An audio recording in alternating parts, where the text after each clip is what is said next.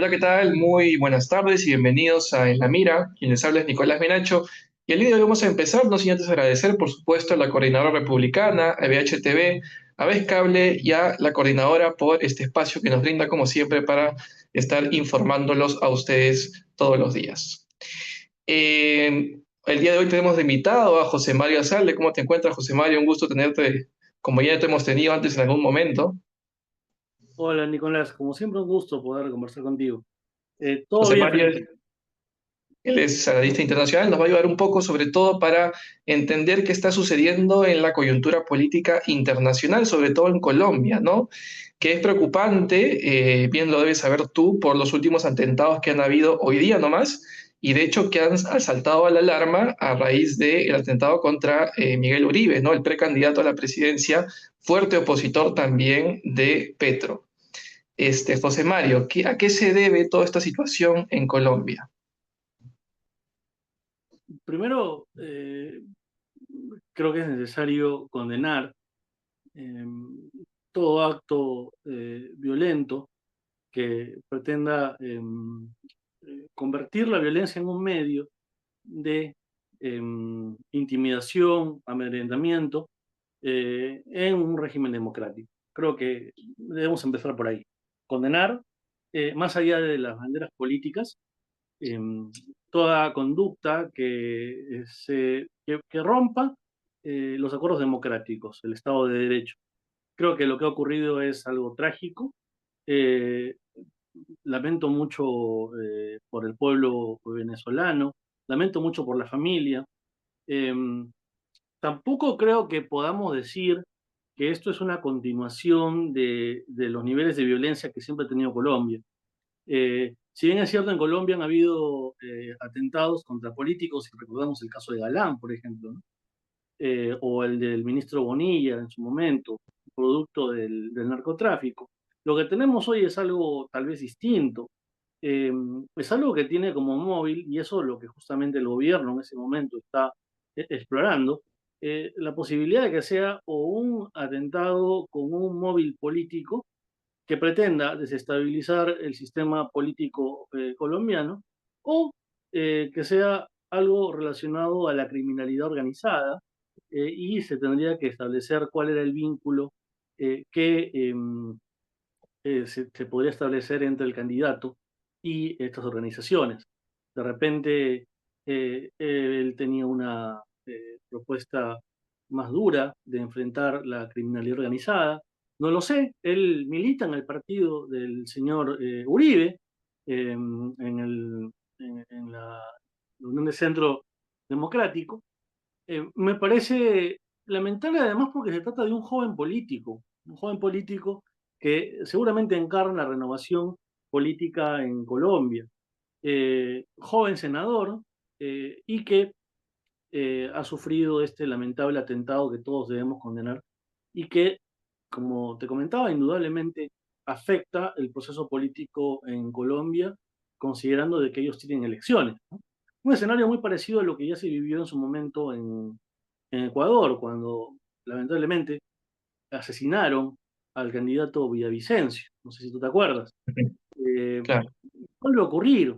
Eh, Habrá que establecer nuevamente, a partir de lo que se investigue, si es que el móvil es generar temor, zozobra, pretender desestabilizar al régimen, al gobierno, al sistema democrático. No lo sabemos. No lo sabemos, no sabemos exactamente a qué se está enfrentando Colombia en este momento, y eso es lo que el gobierno está investigando. Ahora, han habido declaraciones por parte del expresidente Andrés Pastrana para los medios, en donde él ha responsabilizado directamente a Petro. Eh, ¿Tú crees que esas declaraciones, bueno, tienen algún tipo de argumento válido? ¿Podría de alguna forma meritar eh, un mayor análisis al respecto? Eh, Tenemos dos, digamos, precedentes, ¿no? Uno de ellos, y quizás eso es lo que ha motivado el comentario del expresidente, eh, es lo que ocurrió con respecto a los que mataron al candidato Villavicencio en su momento en Ecuador. Estas personas fueron encarceladas y luego los mataron en la cárcel. Entonces al final nunca se supo realmente qué ocurrió, lo que generó muchas sospechas, ¿no? Tal vez el comentario del expresidente va en esa línea. Pero yo creo que uno, sobre todo si es un comentario de un político colombiano, yo he tenido la oportunidad hoy día de conversar con algunos políticos colombianos para justamente saber su opinión. O sea, quiero empaparme un poco también con respecto a la problemática. Y además porque estoy haciendo un artículo al respecto, un artículo de opinión. Entonces, muchos son bastante cautos al responder y afirman que no pueden dar una respuesta totalmente contundente con respecto a si el gobierno o la oposición o el narcotráfico o, digamos, no se sabe exactamente con certeza quién ha sido el que ha generado este todavía intento de homicidio, porque sigue vivo, está en un estado crítico, pero todavía sigue vivo. Lo que sí se sabe es que el arma con el cual esta persona, que es un chico de 14 años, le disparó al senador eh, Uribe, es un arma de procedencia estadounidense. Eso se sabe, ¿no? Se sabe eso y se sabe que este chico es un chico menor de edad, lo que te da más o menos una idea de cuáles son, digamos, cuál es el nivel de planificación que ha tenido este intento de homicidio. Es decir, nadie compra un arma en Estados Unidos y pone como ejecutor, como persona que tiene que gatillar el arma a un menor de edad, sabiendo Claro. justamente las responsabilidades penales que esto conlleva. Eh, entonces, eso nos lleva, al menos a los que tenemos algún tipo de conocimiento jurídico, a suponer de que esto estaba planeado. El tema es si estaba Claro, planeado porque por quién.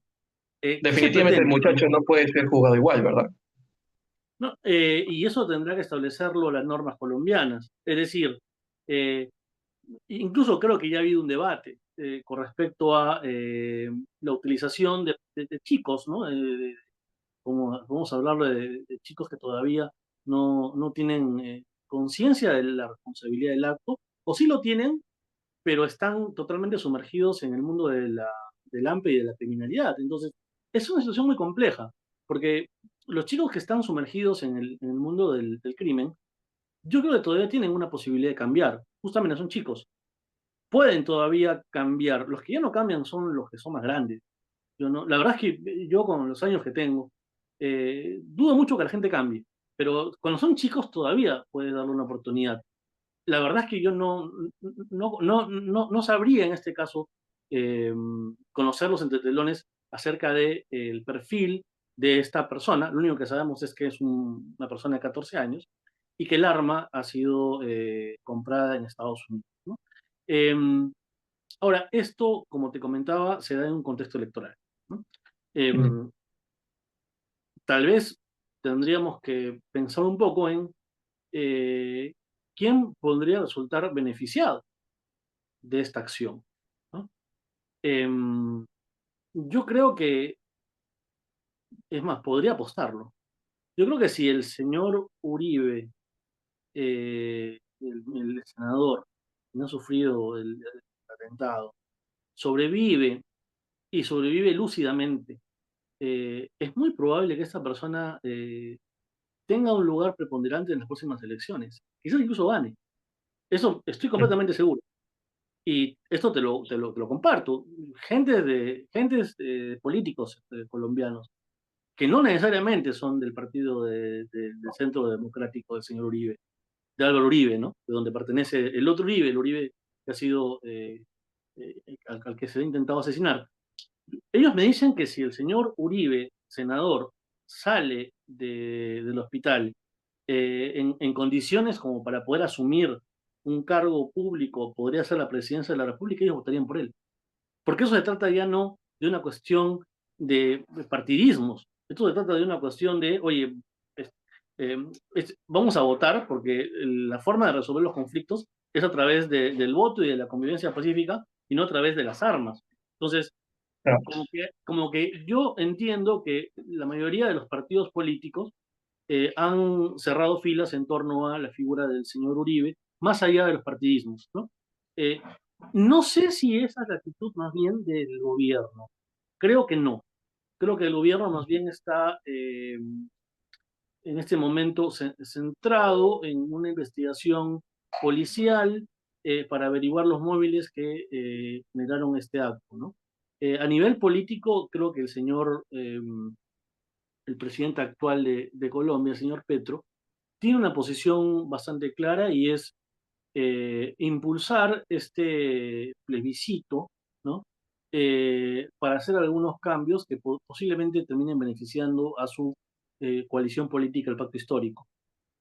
Lo que también generaría una suerte de desestabilización del proceso electoral, porque realizar un plebiscito faltando meses para las elecciones podría generar que se, digamos, cruce esto que quiere hacer el señor Petro con las elecciones y podría finalmente, que es lo que todo el mundo, digamos, opina, la mayoría de los analistas, que lo que el señor Petro quiere hacer con este referéndum sea en realidad beneficiar y generar una tendencia que termine favoreciendo a los candidatos de su partido.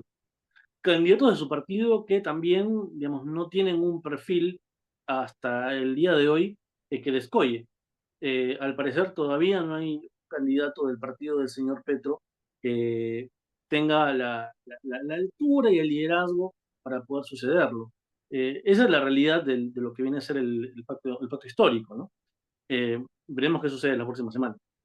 Ahora, yo me imagino que esta situación lamentable, por supuesto, por la que está pasando el precandidato Miguel Uribe, puede significar también, en caso salga airoso de este momento, pues, ¿no? Un voto, digamos, adicional para él, puede ser un impulso, tal vez como lo que sucedió tal vez con Trump. No sé si trazar un paralelismo por ahí, ¿cómo lo ves? Sí, como te decía, yo creo que si el señor Uribe, Miguel Uribe, senador Miguel Uribe, sale del hospital lúcido, recordamos que tiene una bala en la cabeza en este momento. Bueno, Su estado es grave. Pero si el señor Miguel Uribe sale del hospital, como todos deseamos, con lucidez y sin ningún problema neurológico causado por el intento de homicidio, yo creo que va a tener una oportunidad importante de poder luchar y disputar la presidencia, porque como te acabo de decir, al menos los políticos de los partidos con los que yo he conversado el día de hoy, muchos están cerrando filas alrededor de su figura. Y nuevamente, no por una cuestión de partidismo, sino por una cuestión de, oye, no podemos permitir que en nuestro país, Colombia, ah, ellos cuentan los políticos, ocurra esto. Entonces, vamos a dar un voto, fundamentalmente, más allá de Uribe y más allá de lo que pasó, un voto por la democracia, un voto por el Estado de Derecho, un voto por no más violencia en Colombia, un país que ha sido azotado históricamente por la violencia tanto del narcotráfico como también de la violencia del propio Estado y de los paramilitares. ahora, también surge también la pregunta, ¿no? Y un poco la desazón, ¿no? ¿Podríamos llegar al Perú a ese nivel de violencia política que se está viviendo allá? Y sí, claramente, es decir, no es algo que yo lo desee, pero veamos lo que viene ocurriendo en la región. Al señor Bolsonaro intentaron asesinarlo. A la señora Fernández de Kirchner, que a propósito hoy día la han sentenciado y va a ir presa, ¿no? Ujú. También intentaron asesinarle en su momento. Eh, Al señor Villavicencio, candidato en las elecciones de Ecuador, lo asesinaron. Al señor Trump también lo intentaron asesinar y por centímetros no cumplen el objetivo. Y recuerda también que en Perú, la gente se olvida, pero en Perú hace unos meses mataron a un político, un expolítico, que en un momento fue muy importante, sobre todo en la época del Fujimorismo. Estoy hablando de Oscar Medelius. Oscar Medelius fue un excongresista, notario, y tuvo mucho poder en su momento dentro del Fujimorismo, en la década de los 90. Bueno, Medelius fue asesinado, al parecer, por criminales. Él entiendo que era abogado, no sé qué problemas tenía, seguramente con alguno de sus casos. No, esto no está esclarecido. Pero lo cierto es que el señor Medelius murió asesinado en la avenida Universitaria en Lima. Mm, Medelio, si bien es cierto, en este momento no estaba políticamente activo, era una persona que había tenido mucho poder político. Entonces, eh, no le es ajeno a la clase política el poder ser víctimas en este momento de un acto de violencia. Y sobre todo teniendo en cuenta que vamos a tener aproximadamente 40 candidatos. Imagínate 40 candidatos por todo el Perú, en lugares Claro, donde la seguridad no es, digamos, fuerte. Por ejemplo, en algunas ciudades de provincia, en algunos lugares del Perú rural, del Perú profundo, donde no llega el Estado, donde hay pocos policías, pocos patrulleros, todos ellos haciendo campaña. Hasta me atrevería a pensar que pueden haber gente tonta, gente idiota, que quiera fingir un atentado, porque eso también lo hemos visto en la historia política, en Francia, por ejemplo, en su momento, un personaje muy importante de la historia francesa intentó hacer algo así, como que lo habían intentado asesinar de un disparo, ¿no? Y presentó la prueba, ¿no? El auto con la bala, y al final se descubrió que no era cierto, ¿no? Y esa persona luego fue presidente, 2 veces. Entonces, eh, ah, yo pensaría que, digamos, las condiciones están dadas para que esto pueda ocurrir. No es algo que yo particularmente desee, pero si nosotros consideramos que actualmente hay un problema grave de inseguridad ciudadana en nuestro país, que hay presencia de criminalidad internacional organizada, que no hay presencia del Estado, que hay una polarización política tremenda, todo es un caldo de cultivo para que situaciones como la que ha pasado hoy día en Colombia pueda pasar en Perú. Esto puede ocurrir. Y va a ser una situación lamentable, porque la consecuencia de esto va a ser que va a tener esto, evidentemente, vidas humanas. En este caso, el único herido que está en un momento de, digamos, en una situación crítica, es el senador Uribe. Pero si se da una balacera, no solamente va a ser el candidato, van a ser ciudadanos, va a ser la custodia, van a ser los otros ujú, candidatos al Congreso, a senador, diputados. Esto puede terminar en una tragedia.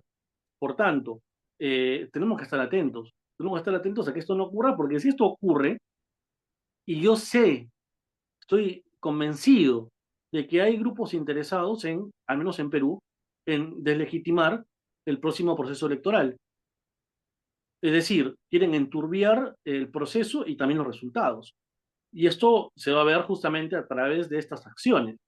Entonces, si hay una acción de violencia, sea, digamos, planificada como una estrategia de campaña, un absurdo, pero puede ocurrir, o sea real, esto ensucia el proceso electoral y no sería, creo yo, la vía para que el Perú, que tanto tiempo también nosotros hemos tenido violencia, Sendero Luminoso, eh, mucha violencia política que ha habido en el Perú, sobre todo en la década de los 80 y los 90, se repitan estas situaciones que nosotros creemos ya han sido superadas. Eh, pero la realidad también, y no podemos ignorar, es que estamos viviendo en este momento un desborde de la violencia. La violencia que antes nosotros lo mirábamos por la televisión y nos parecía ajena, no sé, tú tomabas tu desayuno con tu familia y veías el televisor y mirabas, uy, si asaltaron en una combi, eran hechos aislados. Ahora es una cuestión cotidiana. La gente convive con claro. la criminalidad. Es más, muchos tienen que, de alguna manera, tener un pacto con la criminalidad para que la criminalidad nos permita operar. No sé, en el caso, por ejemplo, de los cupos. Hay empresarios que tienen que pagar cupos a los criminales para que los dejen trabajar. Ujú. Esto está pasando en el Perú, es la realidad. Más allá de que la señora Boluarte, los que ocupan el cargo de ministros del Interior, la Policía Nacional y un sector de la clase política no les interese. Pero esa es la realidad. Claro. Hemos llegado incluso a ponerle placas a los chalecos de los que manejan motos, ¿no? Eso me parece también, hasta cierto punto, se ha pasado a discusión, porque claro, hay personas que están en contra, pero ¿qué hacemos en esta situación en la que la criminalidad ya está al borde del colapso, ¿no? Pero bueno, José Mario, ha sido un gusto tenerte como siempre. Yo, de hecho, creo que vamos a conversar mucho más seguido sobre los temas que van a pasar también acá en Perú, por supuesto, que van a ser muy importantes a tocar. Y nada, muchas gracias por la información, como siempre, ¿no? Bueno, a ti, Nicolás, y nuevamente, creo que es necesario que así como muchos de los políticos en Perú se han pronunciado en contra de lo que ha ocurrido en Colombia, toda la clase política condene tanto lo que ha ocurrido en Colombia como cualquier tipo de expresión política que rompa los acuerdos democráticos y la convivencia pacífica. Creo que cuando ocurre ese momento estamos como decía Hobbes, estamos en el estado de naturaleza. Es decir, Claro. es el no mini lupus, el lobo es el hombre del hombre, la guerra de todos contra todos. Eso es lo que no queremos. Te Ujú. agradezco por la entrevista. Efectivamente. A ti, José.